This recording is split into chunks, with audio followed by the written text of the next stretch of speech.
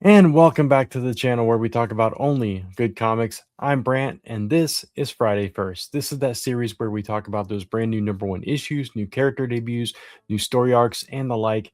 And this is for the top 9 first comics coming out on January 28th, 2026. This week we have mostly first issues, but there are a couple that are not first issues. One of them is a character debut, and one of them is a start of a brand new story arc that sounds pretty cool. So those are included as well. Aside from that, we've got 7 first issues. Altogether, we have our top 9 for this week. So we're not going to waste too much time. But before I do get into that top 9 this week, I just want to wish you well in the beginning of the year. Hope your week has been great. I hope the start of 2026 for you has been wonderful. I'm here in Texas, and we're about to enter into a weekend where a little panic has risen because could possibly be some ice and stuff. And I know it gets a lot of criticism because there are colder places. I come from a colder place. I lived in Kentucky most of my life. Um, and when I first got here, I was like, y'all panicking about, 40-degree weather. Okay. But the thing is that most people don't understand is the infrastructure in Texas is not prepared for icy weather. And we had an ice storm 5 years ago, and we got no power. Lisa and I got stranded at a hotel for 3 or 4 days because we literally could not drive in the ice and snow because they didn't have like enough salt trucks and all that kind of stuff prepared because they don't typically have that kind of weather here. So they just don't have the resources. So it's a really weird thing, but the panic buying does go into effect as soon as something like this happens. So that's what's been going on here. But other than that, pretty good start for the year. Lisa and I are getting back on track with a few things. Comic Book Weekly has been great. We had a really fun episode this past week. If you missed it, go check it out. And so with that said, let's dive into this week's top 9 firsts. All right, coming in at number 9 is a new series from Image Comics called Malevolent. This is issue 1. This is written by Justin Jordan with art by John Bibbins. And if you're not familiar with Justin Jordan, he does have a popular webtoon. I forget the name of it, but he's done like fantasy bin stuff. He's also done like Archer and Armstrong, Superman, Batman, um, Dark Gods, Dark Knights, Deathstroke, Hack Slash. I mean, his credits are very long. He's a very experienced writer. So, so this is a pretty cool looking series. It says 30 years ago, we unleashed demons into the world. And then they had to kind of adapt with this. And even though they were haunted by this, they finally created a weapon that can kill demons, but it could also harm them. So they're hoping that it takes out the demons first, but we'll have to see. Really interesting concept, this. And I always try to give Image Comics first issues a shot, especially if the premise kind of intrigues me, and this one definitely does that. And I'm familiar with Justin Jordan's work as well, so I'm definitely going to check this one out. But again, we don't know a whole lot about it. I haven't seen preview images of this or anything. I'm going solely on the cover here, but yeah, it sounds pretty cool, and that's why this one lands at number 9. Coming in at number 8 is the Amazing Spider-Man 2026 annual issue number 1. And you may be surprised by this because I'm a huge Spider-Man fan. He's my favorite character of all time. And but at the same time, I haven't loved the main title for a while. We talk about this regularly on Comic Book Weekly, how it just hasn't it just hasn't hit the right mark. By and large, there are random issues that are pretty good, pretty solid, but overall, it's just missed the mark, and it's partially because Peter's not allowed to grow and a little bit now, and it's like the status quo of we got to keep him basically the same for eternity, and it's a weird thing to do with your main character, but it is what it is. So also the story that's being told in this annual, it has nothing to do with what's going on in the current Spider-Man comics. So right now, Spider-Man, Peter Parker, is in space. He's about to come back to Earth. Norman Osborn's been masquerading as him in his Spider-Man identity, and Ben Riley's been masquerading as Peter Parker.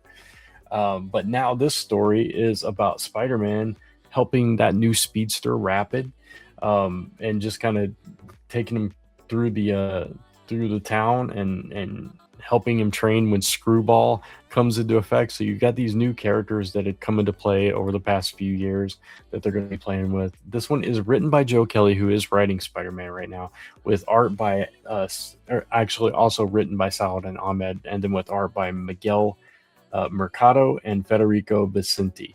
So pretty solid artwork we can look forward to in this book, and it should be a fun issue, but it's completely out of left field, and that's why it's a little bit lower on the list, and that's why it comes in at number 8. Coming in at number 7 is DC's Supergirl Next Door, issue number 1. Love that title.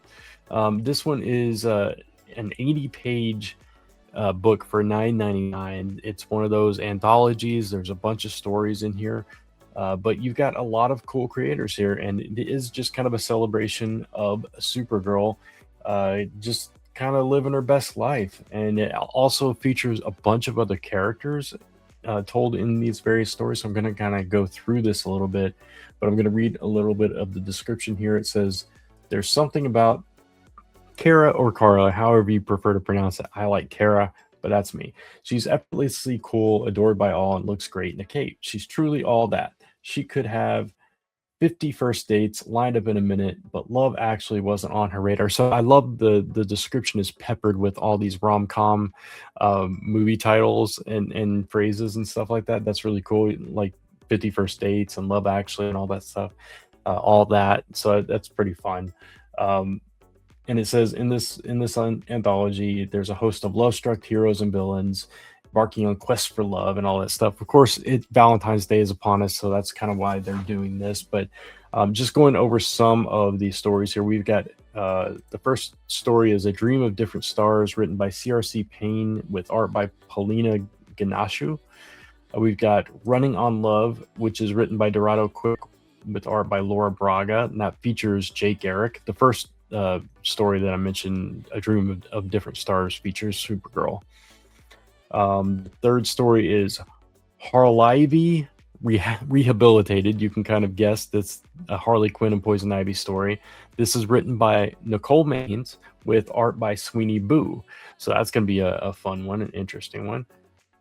We've got Guy Gardner Lover. This is written by Nathan Fairbairn with art by Rafael Perez, and this features Guy Gardner, so a Guy Gardner love story. We've got Runaway Romanticy, written by Sarah Kuhn with art by Ariel Jovanlanis, and this is a Wonder Woman story. We've got So Long and Good Night, written by Rosie Knight with art by Michael Schaefer. Not sure which one that one's about. It doesn't tell which characters this one's about. We've got Like Home, written by Alex Gayer with art by Max Sarin, and this is a Martian Manhunter story. And finally, we have I Love You Too, written by Dave Wildgoss with art by Dylan Dietrich and Wade von Grovbadger. And this is a Green Arrow story. So lots of love stories. If you like any of those characters or any of those creators, definitely check this one out. It seems like maybe they've gone with a bunch of unknown creators or creators from different fields or whatever, because I haven't heard of a lot of these people. So that's pretty cool. But because it is an anthology and it is $10, it falls a little low. So that's why DC Supergirl Next Door falls at number 7. Coming in at number 6 is Astro Quantum issue 1. This is from Mad Cave Studios, written by Arturo Fabra with art by Andrea Muti. It says, cast out to die on the toxic world of Maku, young Ishmael finds an unlikely ally in the sharp-tongued Solamite, exile Queen Keg. That's a mouthful. They claw their way through these underground bazaars, these creatures in the galaxy and bitter rivalries and all this kind of stuff. It's this big epic space saga. It feels like it's got a bit of sci-fi and fantasy involved there. Just looking at the art and kind of thinking about the concept, it's almost like a side tale in the world of like Firefly or something like that, or Star Wars or anything like that, where you're just telling this side story on this planet. That's kind of what it reminds me of, which is, I like those kind of stories. And I always praise Mad Cave on this show. They do a lot of interesting stuff, and this sounds like one of them. So I'm definitely excited to check this one out, and that's why it lands at number 6. Coming in at number 5 is one of our non-first issues. This is Absolute Wonder Woman, issue number 16. This is the start of a brand new story arc featuring Absolute Zatanna. Now, we have seen glimpses of Zatanna before. We saw a cameo, I think it was in issue 12 or 13, and then we saw her in costume like issue 13, or I don't remember the exact issues, but it was like somewhere around 12, 13, 14 when we've seen a glimpse of her. But I think this is like the first full story with her. I kind of dropped off Absolute Wonder Woman, so I haven't been up to date with it. It is still the same creative team, but because this is a Zatanna story and it's not just one issue, it's an actual arc.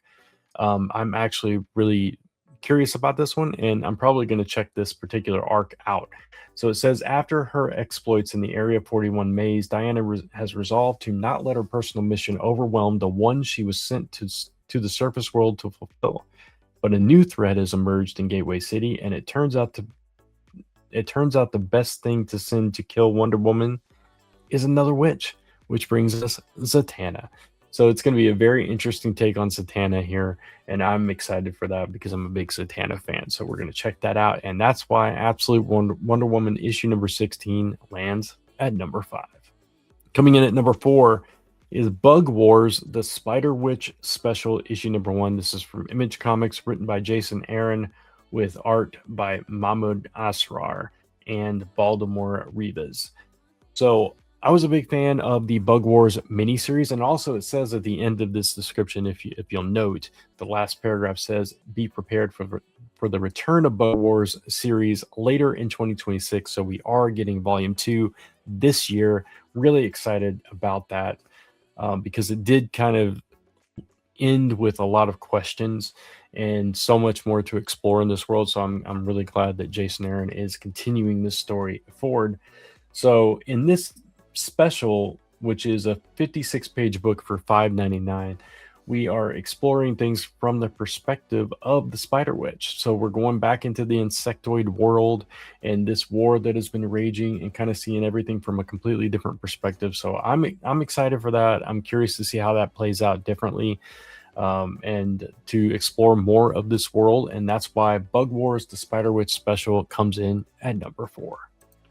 All right. Top 3 coming in at number 3 is DC K.O. The Kids Are All Fight Special issue 1. Obviously a DC K.O. tie-in, written by Jeremy Adams with art by Travis Mercer. And yeah, this one features some of the young characters, what's going on with them during the DC K.O. tournament. We've got John Kent, who always wanted to be a Titan when he grew up, but obviously now things have gone chaotic and crazy in the world. But now that he's working alongside the Titans in this effort to evacuate Earth, he's kind of stuck babysitting all the sidekicks, and he's got to kind of deal with that. So it says, when the kids sneak off to enter the fray and stop Granny Goodness, John's going to have to show these young heroes the ropes so they can save the day and prove there's no age requirement to being a superhero. And you won't want to miss the shocking finale. So obviously we have Batgirl there, but we also have some of the sidekick characters featured in this book. We've got Boom, which is Jay Garrick's daughter, Judy Garrick. We've got Cheshire Cat, which is Leon Harper. Obviously, the daughter, she's the daughter of, oh God, I'm blanking. Roy. Oh my God. Why did I not think of that name? Roy Harper's daughter. We've also got Fair Play, which is Mr. Terrific's sidekick. This is Jeffrey Holt. We've got Quiz Kid, Raghu Seetherman. I don't remember whose sidekick Quiz Kid is, and then of course John Kent. So been looking forward to this one. It sounds like a fun time, and of course I'm a big fan of Jeremy Adams writing, but there are a couple of books that I'm a little bit more excited about, and that's why DC K.O. The Kids Are All Fight lands at number 3. Coming in at number 2 is G.I. Joe issue number 18, our other non-first issue, but this is a character debut. It's the debut of a very popular G.I. Joe character by the name of Roadblock. It's kind of small in this little window, but he's up in my corner here. I've got a Funko Pop of Roadblock up in the corner there. Um, and he's a classic Joe character, right? Like he in the cartoon, he was funny. He always rhymed. In the comics, they kind of fleshed out that he was a chef and he liked to cook and all this stuff. But he's like this lovable, dude that when called into action, he's going to be on the first line, and I mean, I'm sorry, on the front line, and he's going to kind of be the protector and all that stuff. Just a fantastic character, fan favorite character, and we have not yet seen him in the Energon universe, so this is his debut, and it's a Night Force standalone issue. But the thing is Roadblock going to join Night Force, or is he going to join the main GI Joe team, or has he got other plans? We don't know. We got to wait to find out. But as you know, I'm a huge GI Joe fan, so obviously this is going to be up high. But why isn't it number one? We're about to find out. But that is why GI Joe issue number 18 falls at number 2.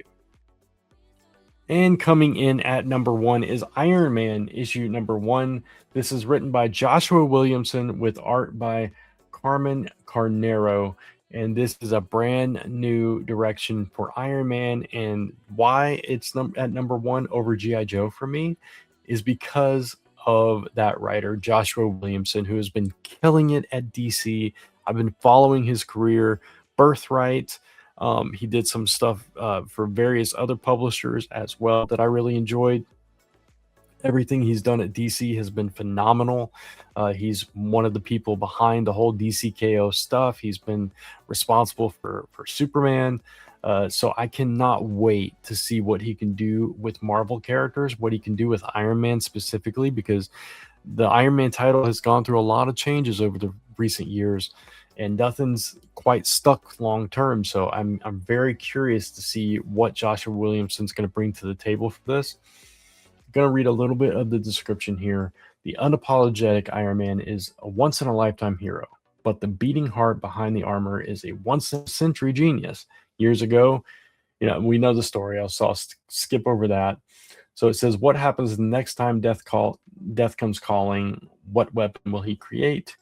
And what if someone else creates it first? So we're going to have all these questions that have been haunting him forever.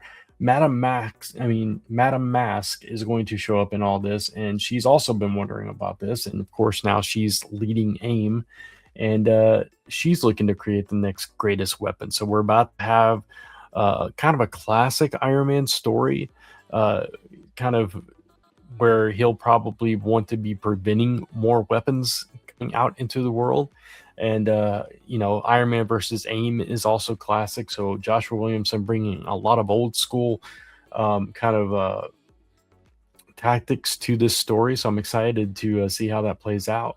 And we have some blasts from the past in this issue too, character wise. Obviously, we just mentioned Madame Mask, who's kind of been on the rise across Marvel lately. But we're also bringing back Melinda May, who you may remember as Agent May from Agents of S.H.I.E.L.D. She's going to be in this. Pepper Potts, who we haven't seen forever, is going to be in this book. We got Norman Osborn for some reason. So just, it sounds like a great time. I cannot wait for this book. I've been anticipating this book ever since it was announced. And I cannot wait to read this. This is going to be top of the pile, and I'm going to be eager to talk about it over on Comic Book Weekly. And maybe I'll talk about it. Maybe that will be the first topic of Jumping Off Point. I don't know. We'll see. That is my new show that is coming very soon. So stay tuned for that. But all those reasons and more are why Iron Man issue 1 lands at number 1 on this week's list of Friday 1st. And there you have it. That is my top 9 for the week. I hope you enjoyed all my picks. I'd love to hear your thoughts in the comments below. Which one of these books are you most excited for? And tell me why.